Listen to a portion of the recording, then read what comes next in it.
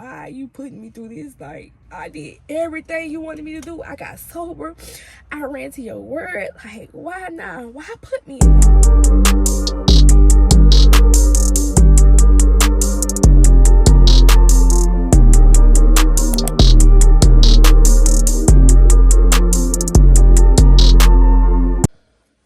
Let's get into it. I'm gonna start by saying welcome to my channel. I really didn't do like the whole intro thing when I first started YouTube because I was like, no, I'm not gonna do that. I'm gonna wait till I do the video with my little testimony. So welcome to my channel, and don't forget to like, subscribe, show your girl some love, go share it on any platform you want to share it on. You feel me? Okay. But anyways, this is my testimony. I want to do like a little testimony. I wanted to do a little testimony, a recaps of 2024. That's better. Finally! Yeah, because you're pissing me off with that mouth. Open your mouth. Okay. But anyways, I want to do like a little recaps of 2024 to really just recaps on like the lessons God taught me, what brought me closer to him, what made me really tap into like my Christianity, my spiritual side, really tap into my spiritual side and really just give my life to Christ and just say, okay, I'm gonna cut some things out. I just want to shine light on who I am and what God's done in my life. So I really want to do a testimony of 2024. I really get into some things. I am an over talker, y'all. I will talk y'all to death. So I'm not gonna do that. I'm gonna keep it cute, simple, a little bit at a time. That's it. I'm not going to overdo it. I'm not going to overtalk. I'm not going to get into every detail of 2024, but I just want to shine light on who I am, on what God brought me through, how he kept me during 2024. When I felt like I wasn't being kept, God always reminded me that I'm still in his hands. Okay? Let's get into 2024. 2024 was one of the worst years of my life. One of the worst years of my life. 2024 was really a bad year for me, but it was also a well-needed year. So thank you to 2024 because it kind of made me into the person I am today, and the person I'm growing, and the person I'm being in the future. So I really needed that year to break me down, to really just humble me, to really mold me, to be the incredible person I am today. I'm gonna start from the top. December of 2023, I just had got this feel. I was like, you know what? I don't want to be the same. I'm tired of all the things I'm doing. It was just like this feel in me, and I had prayed one day, and I was like, God, you know, I really don't want to be the same. I really want 2024 to be a different year for me. You know, I prayed one time, but I really didn't like push the issue of praying every day because I was still like in the streets. I was still like thugging in. You feel me? So I really didn't push the issue. So the beginning of 2024, my year had took a complete turn. Like, it had took a complete turn. But long story short, I had started losing a lot of people that I love dearly. I had started losing a lot of friends, a lot of family members, relationships. I'm talking about people was dropping. And if I get emotional and cry, because I am a crybaby. I'm a Capricorn. We kind of hard, we kind of thick, but I'm a crybaby. So I had just started losing a lot of people. Like, God had really forced me into isolation. And he really forced me to be alone. But in the midst of me losing everybody, I had kind of got like triggered with anxiety, I had went into a deep depression. I remember just laying on the couch, like, didn't want to get up. I couldn't force myself to get up. I just laid there. My kids was getting themselves ready for school. Like, I was just laying there. So I had went to the doctor. That's when they diagnosed me with a deep depression. Boom. They put me on medication for that. I'm already diagnosed with ADHD, dyslexia, and hypertension. Hypertension is blood pressure problem. So I'm already taking medicine for my ADHD, my high blood pressure. Now I'm on this another medicine, deep depression medicine, trying to get me out of this deep depression. So boom, in the midst of me going through that, y'all, when I say that was the horrible time of my life, I started having bad anxiety attacks. Like, this the beginning of the year, like February, March, April, I was having bad anxiety attacks. Like, I never had anxiety attacks before. I never had panic attacks. It had got to the point that I couldn't even go to the grocery store without I couldn't breathe.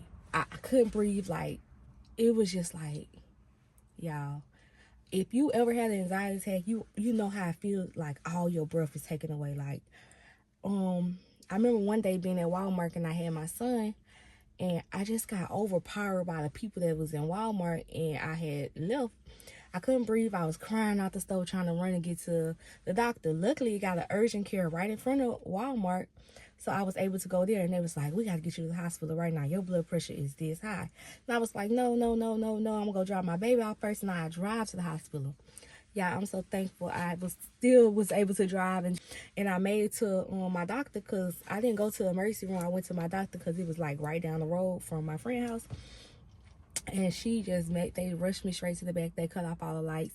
They had to calm me down. They was like, they was really trying to figure out why did I never had anxiety attacks before. Why is now I'm having them back to back to back to back to back? So now I'm diagnosed with anxiety attack. Now I'm on anxiety medicine. So y'all adding up the medicine, y'all adding up the medication. In the midst of me losing everybody, family members, friends, I was in this relationship, and with one of my child fathers, I had ended up getting back in the relationship because I was like, I wanted a 2-parent household. Like, I craved that. Like, I'm a single mom, but I still believe in the happy fairy tale. I still believe I'm going to get married and we're going to ride off to the sunset. I believe in marriage. People be like, you crazy, I believe in the happy marriage. So I believe in a 2-parent household. So I was really trying to work it out with him. But in the midst of me going through all the stuff I was going through with people around me, it was like he just took another big key. So now I lost him. Now I'm definitely in isolation. I'm really feeling like nobody loves me. I'm loyal. I'm this. I'm that. Nobody care for me. How can everybody do me like this? Like, it was just overpowering. So now I had got to the point I couldn't be around people. I stayed at my house. I couldn't go nowhere. Like, if I would have went somewhere, I'd have an anxiety attack. Then it had got so bad that my doctor ended up diagnosing me with PTS. I think that's, yeah. Y'all get what I'm saying. So now there's another diagnosis on me, y'all. 2024 was rocking me like a baby. I'm talking about rocking me to sleep. 2024 was really putting it on me. But let's go back. So in the midst of me, dealing with all that, I also was addicted to opiates. If you don't know what opiates is, it's Percocets. I was addicted to Percocets, and I was also addicted to smoking weed. So I had this addiction for a while now. Like, I was battling with this addiction for like, I say 4 years.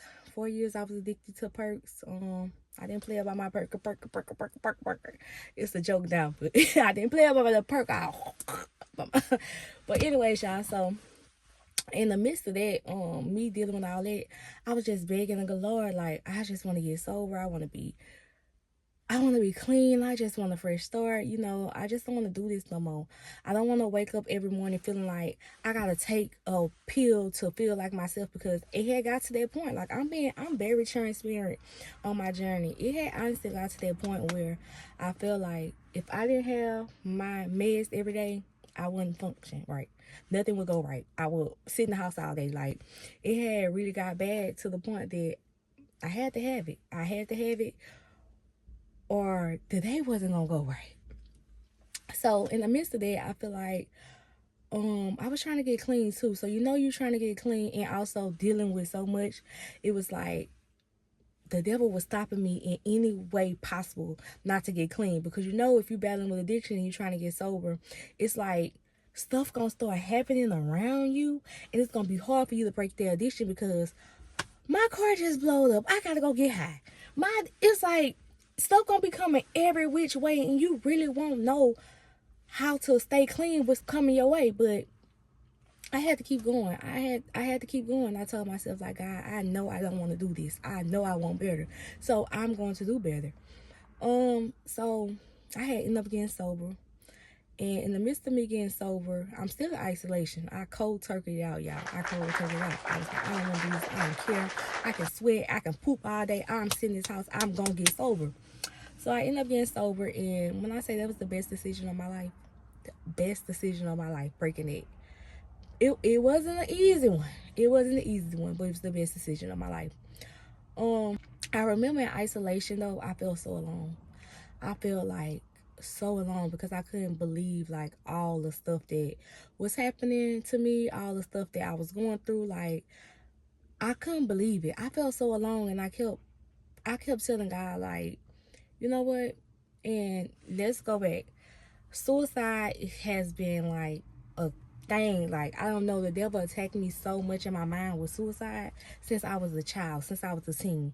Suicide always the first thing pop in my head. I can't tell you why I'm able to battle it and fight it off now, but when I was younger, I probably tried to kill myself like 3 times.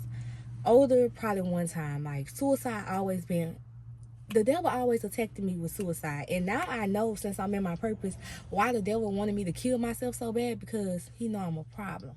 And when you're a problem, he wants you out of here. The devil just, I was like, God, you know what?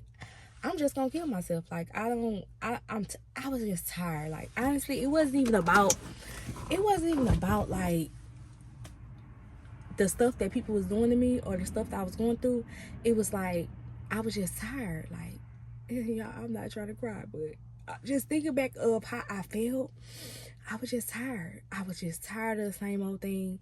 Tired of trying to, every time I try to do better, something happened. Every time I try to push forward, this happened. I can be minding my business, trying to get better, reading my Bible, and this happened.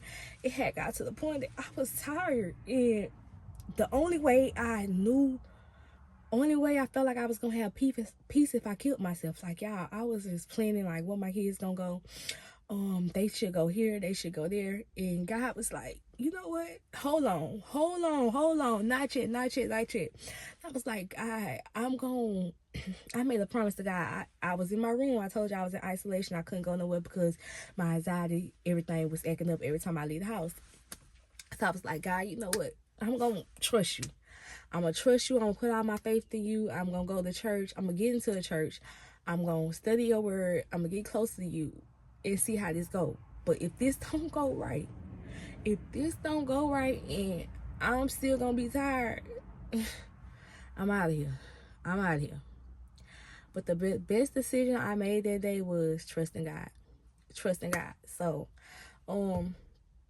I had ended up going to this church, y'all. I found this church. Somebody invited me to this church a while ago, and when I went to the church, I ended up finding the name of the church and going to the church. They invited me like a year ago. I ended up going to the church, and I ain't been to church in so long, y'all. So I did my first day going, because I made that promise that day that I was gonna trust God and I was gonna go to church. And when I made it to church, y'all, I kid y'all not, the man preached on touching the heel of his garment, touching how the lady just wanted to be healed, like she had been battling for so long. And I feel like all my years, like, I had got into this addiction of pills because I had been battling for so long. I wanted to come out so long, and the pills, the liquor, the weed, that's the only thing, it kept me here. I'm be honest. That's the only thing kept me here. I feel like I couldn't face the world sober. I couldn't look in the mirror and go out into the world and be myself without being high. And I know the devil will get you like that. Like, you got to be high to survive. And that's what I thought. I used to say all the time, if somebody's sober in this world, I don't see how they doing it. But now I'm sober, I'm just like, they doing it because it's peaceful. But the man preached on touching the heel of his garment. Like, that lady just had faith that she just touched him and she became healed. And it was like, I was feeling like that, y'all. I went to the house, I just cried. He prayed over my life. He said, this message was just for you. Like, I just feel like if I had to just get to God. Like, life was beating me down so bad. Everybody I love turned their back on me. I feel like I'm just the most loving, the humblest person ever, ride or die. And it was like, stomp on her, throw her down, kick her, burn her, don't care. And it feel like I just had to get to God, because I feel like it was either go touch the heel of his garment or go to death. So guess what I did? I touched the heel of his garment. So ever since then, I just like been on this little spiritual journey, this healing journey. I'm finished my healing journey now. I'm healed. God heal me. I'm just playing, but I still can learn every day. But amidst all that, life is beating me down. I ended up running to God. But still, like, it was something about Louisiana I couldn't get with. I think I wanted to run away. I had ran away, and my pastor prophesied the other day. He was like, "Don't run away this time. Don't run away this time, because y'all know I out of here, skirt." But I think I had just wanted to run away. I feel like, I'm be honest. I feel like everybody was living their life after all the stuff. Everybody was going on with their life, living life, having fun, and I was still drowning. And I didn't want to see that. I'm gonna be honest. I didn't want to see that. It was like everybody just having fun, and I'm over here crying every day, sad, depressed, hurt. Like, I just want to go. So I ended up packing my kids up, and I packed my kids up the first time, 2 o'clock in the night. I didn't tell nobody I had went to North Carolina.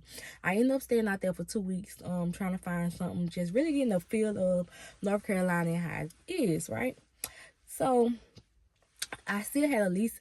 My lease wasn't up in my house, so I had to come back because I couldn't find it in a short period of time. So I ended up driving back home, and I was like, okay, I'm gonna stay 3 months, save some money, and move back when my lease was up. So boom, I was just determined to get away. I just wanted a fresh start. I wanted new people. I kept praying for new love, new people. I just wanted to get away. But little did I know that God had other plans for me. He had other plans, and sometimes God's plan is better than our plans, and we don't understand it sometimes.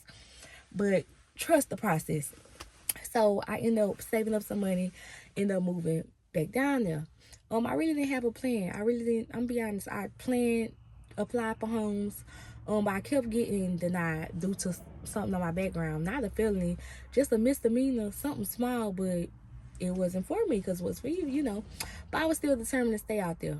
So in the midst of me staying out there, I ended up spending all of my money on hotels room, on food. I ended up becoming homeless. Well, not homeless, but you know, I was broke with no money, with 3 kids. And I just remember, y'all, if I cried, I'm just telling my testimony. Like, I remember, like, down there, when I was down there, I was waking up every morning. And I was like, I don't know where I'm going to stay tonight. I don't know where I'm going to stay tonight. And I didn't want to come back home because I didn't want to feel like I failed. Like, I really didn't want to feel like I failed. I wanted to keep going. Like, I didn't want my kids to see that I was a failure. So, I wanted to keep going. So, when I was down there, I used to wake up. It seemed like God would bless me right before check-in time. I check in the hotel, leave at 11. Then, you know, I get up in the morning, go find houses, but I wait till 11 to check out so I can make sure my kids in the hotel. Then it's like, I wouldn't know where I'm going to stay. I wouldn't have no hotel book, and God would just bless me like about 3-4 o'clock. This happened for a week and a half every day. I probably stayed in my car one night. But I just want to tell y'all, like, how God just kept me. Like, when you in his hand, it don't matter. It really don't matter the lessons God teaching you. He gonna still keep you. Even though you don't feel good, he still gonna make sure you good. So, every day I used to wake up. And I remember one morning I woke up and I didn't know what I was gonna stay. And I was like, I'm tired of this. I'm tired. I don't want to call home and ask my mom for no more money. I don't want to call and ask my sister for no more money. I'm just tired. I'm about to go to the child's family service and just tell them I ain't got nowhere to go. Maybe they can help me and put me in a place. But on my way there, I was crying. Yeah, I was crying like a baby. Because if you know me, you know I'm such a good mother. And I didn't want them to take my kids, but I didn't want to be in a new city, staying in my car. And I was just crying on my way there, and my kids, y'all, they were just sitting there. They so humble. Like, God just kept them to keep me together, because every time I cried, they just started singing church songs, or be like, let's play names in the Bible, and all 3 of them be playing, and I'll just be crying. I ain't try to cry, like, I try to stay strong. But on my way driving, I remember child services was 30 minutes. 30 minutes away from the hotel. We was checking out. I was like, I'm going to just tell them, go cry. Tell them I ain't got nowhere to stay. Maybe they'll give me a voucher or something. Maybe they'll put me in the hotel. But I was just praying, like, please don't take my kids. My kids just all I got. Just please, please, please, whatever you do. I was just praying to God, like, don't let them take my kids, but I need help. Just please don't let them take my kids, but I need help. Y'all, let me take my glasses out. Like, please, like, don't let them take my kids. Y'all, while on my way there, I was getting off the interstate. I remember getting off the interstate crying. I was booing crying. I was crying, and I hit a hole, y'all. Both of my tires on my right side bust. both of my tires, 2 tires. I already ain't got no money. 9 tires is bust. So I ended up going out the interstate. As soon as I got off the interstate, it was a tire place right here. So I just pulled over there, and the man came to my car. He was like, "Oh my God, you the second person today, bust your tires." So I was like, "Oh my God, like, I don't even have no money." He was like, "Can you call somebody, just get you $150 or whatever?" So I stayed in the car for like 2 hours calling around. My mom was like, she ain't have no more money. I ended up calling my godmama. She ended up sending it to me, but by the time that happened, the man, y'all, thank God, this God taught me so many lessons 2024, because I used to hate men. I feel like everybody wanted something out of me because, I'm a little body, I'm a little fine. But I feel like men just was so evil. They wanted something out of me. Like, they just, it wasn't no good men in the world. And God really showed me doing this, like, in 2024, that it's still hope out there. And I feel like that was a lesson for me, to me, in my heart. The man came to the car, y'all. He was like, "Ma'am, here's $30. Go get you and your kids something to eat. Got a McDonald's right there. Walk right there to McDonald's, and we're going to do your tires for free." Yeah, I just, like, "You sure?" He was like, "We got you. We know how I feel. Go eat, and then when you come back, tires going to be come." So I took my kids. I went to McDonald's, ate. My godmama ended up spending the money. So there was enough for us in a hotel room. So I kept that money. There was enough for us a hotel room. Ended up going to the hotel. Y'all, when I say I went to the hotel, so there was 2 nights into the hotel. Every time God kept keeping me. So the last, when I ran out of money for the hotel, because I paid the hotel up with the money my godmama sent me,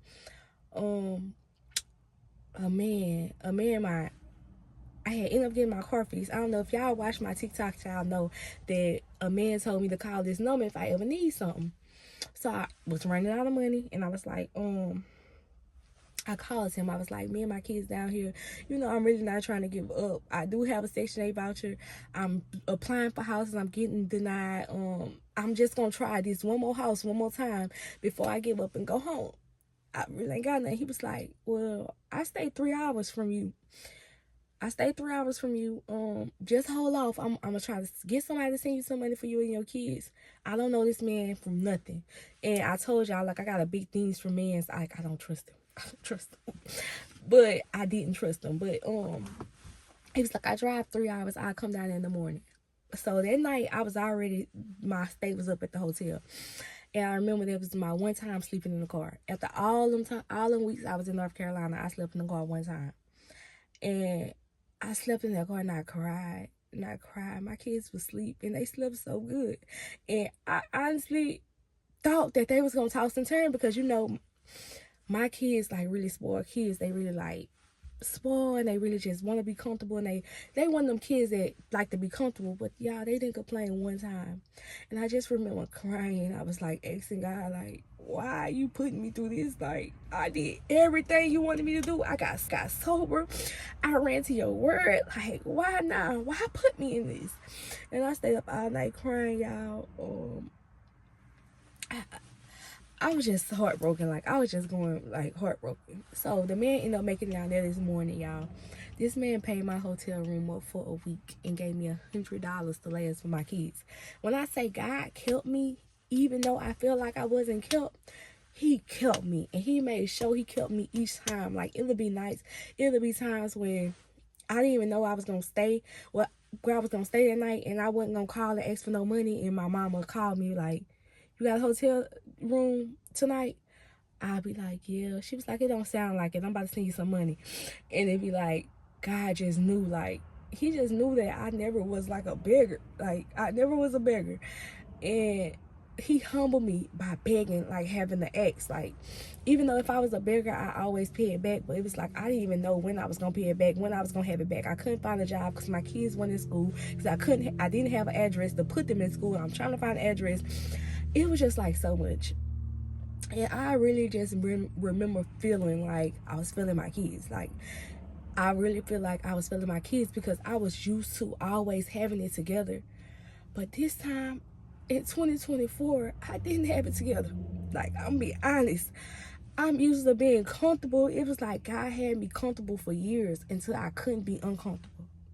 I was uncomfortable, and it was like it humbled me on some stuff though. Like, it humbled me to appreciate what you have, because I've always was the type, like, careless, like, throw this furniture away, I'm gonna get some more, throw all this food away. Like, I used to throw all my food away for grocery time because I got new food, so I throw that away. And I always been like a careless person. Like, I don't care, I'm gonna get it back, I'm gonna do it. Until God humbled me in 2024 to appreciate your smaller things if you want to get blessed with big ones. So y'all, the last time I had got denied, told you I was getting denied, I had got denied another time. The last time I said I was waiting on the apartment, I had got denied. That was my couple denials. I kept going, y'all. I swear, like, the people that watch me from my move and stuff, y'all would think I gave up easily. Y'all, I did not. I promise.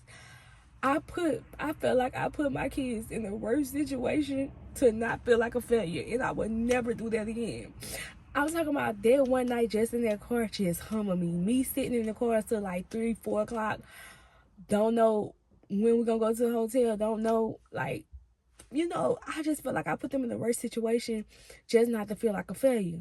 So I was like, the approval, I knew it wasn't for me, because like, I have nothing on my background but a misdemeanor, and I'm getting denied, and I have a voucher that I don't even have to pay my rent, and I was like, I'm just gonna go home. But y'all, that 12 hours back home, I cried so hard, because I was like, I feel like a failure. I feel like I'd have failed.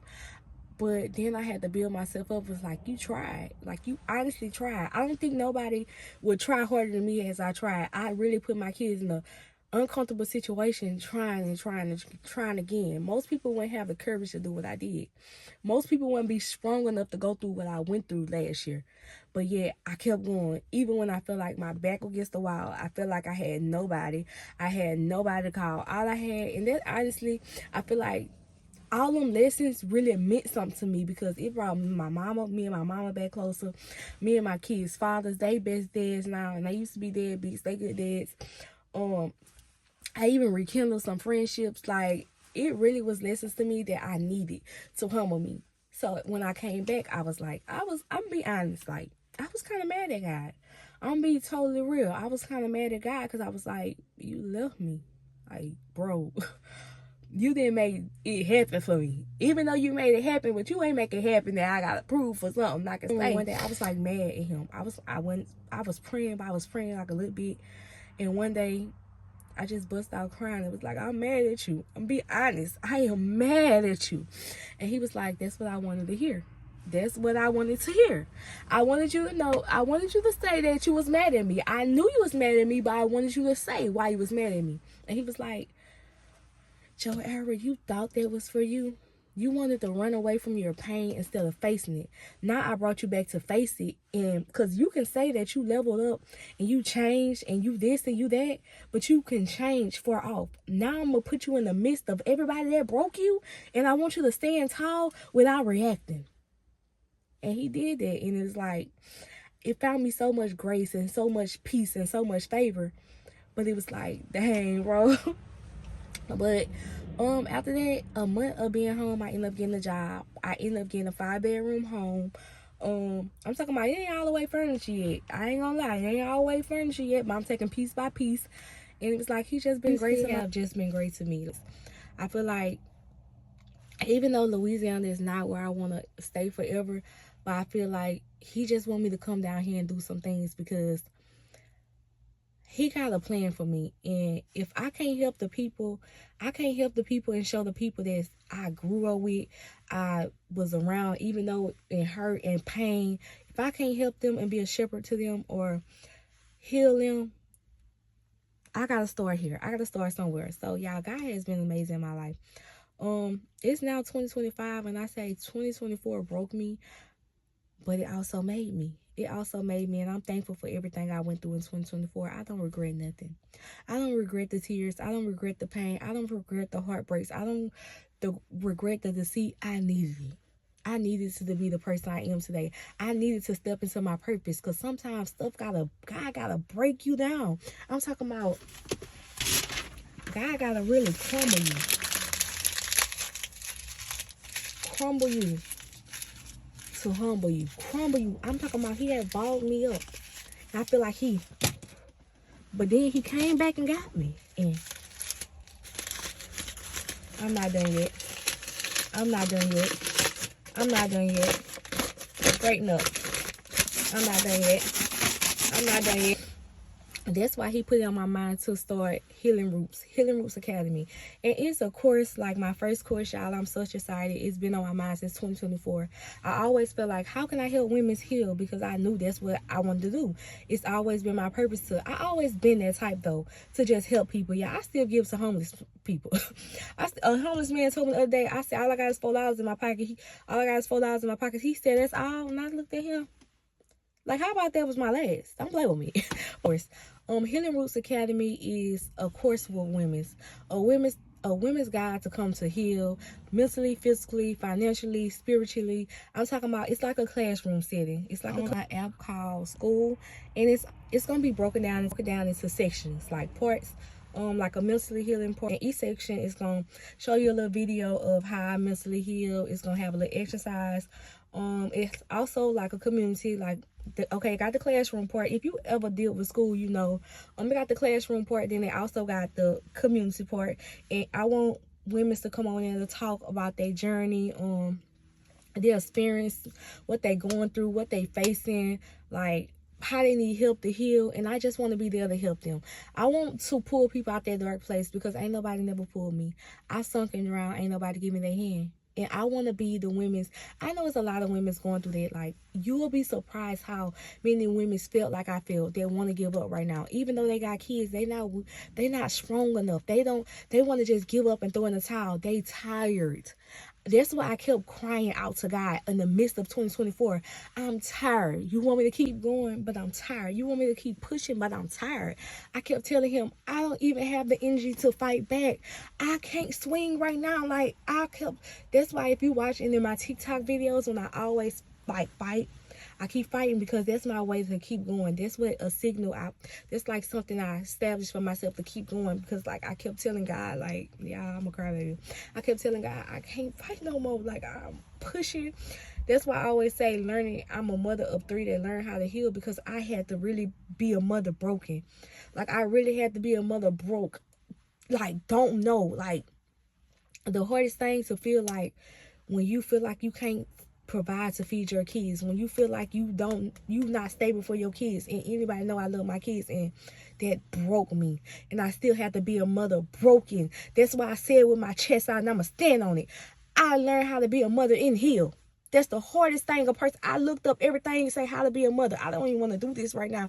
My kids asking me all these type of questions. I just want to silence them out. Like, baby, mama is going through so much in her head. I'm at war with my mind right now. I'm at war with my mind. Little do you know, I don't even want to be here, but I'm going to be here because I got to fight for you.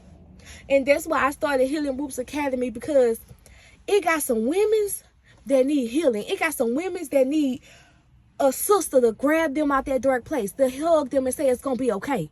So y'all stay tuned for Healing Roots Academy, February 7th. We going to the top. We going global. I'm talking about it's time for us women to get together and break generational curses, get generational wealth going, and we gonna do it together as a community, as a hug. I might can't hug you physically, baby, but I can hug you through the phone.